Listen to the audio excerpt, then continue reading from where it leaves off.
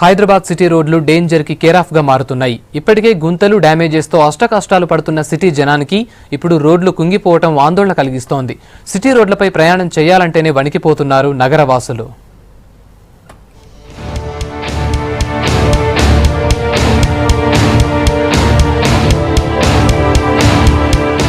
మొన్న ఎన్టీఆర్ మార్గ్, ఇవాళ మల్కాజ్గిరి. ప్లేస్ ఏదైనా అదే పరిస్థితి.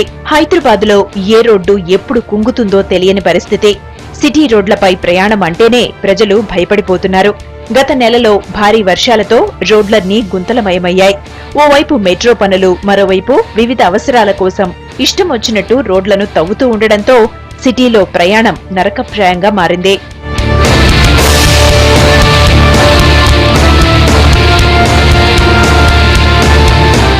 కాంట్రాక్టర్ల అత్యాశ, జీహెచ్ఎంసీ నిర్లక్ష్యం సిటీ జనానికి శాపంగా మారింది. రాజధానిలో ప్రధాన రోడ్లపై గుంతలు ఏర్పడడానికి అధికారుల అలసత్వమే కారణమంటున్నారు సిటీ జనం. అదే అలసత్వం మల్కాజ్గిరిలో మరోసారి రుజువైంది.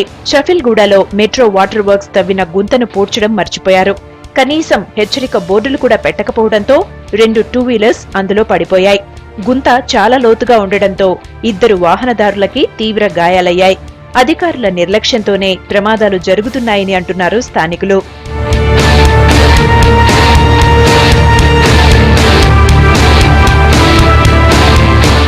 ఒకసారి బీటీ రోడ్డు వేస్తే 5 ఏళ్లు దాని లైఫ్ టైం ఉంటుంది.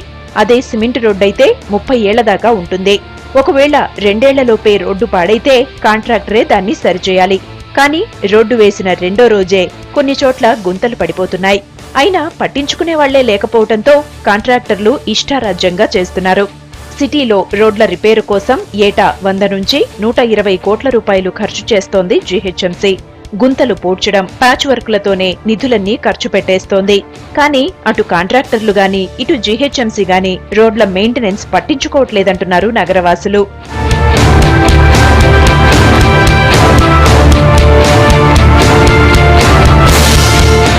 నాణ్యత లేమితో రోడ్లు చాలా చోట్ల కుంగిపోతున్నాయి. మెట్రో వర్క్స్, వాటర్ బోర్డు తవ్వకాలతోనే ఈ సమస్యలు తలెత్తుతున్నాయి. దీనికి త్వరలోనే శాశ్వత పరిష్కారం చూపిస్తామని అధికారులు చెబుతున్నా అది ఆచరణలో మాత్రం కనిపించడం లేదు. ఇప్పటికైనా రోడ్లపై దృష్టి పెట్టాలని కోరుతున్నారు సిటీ జనం.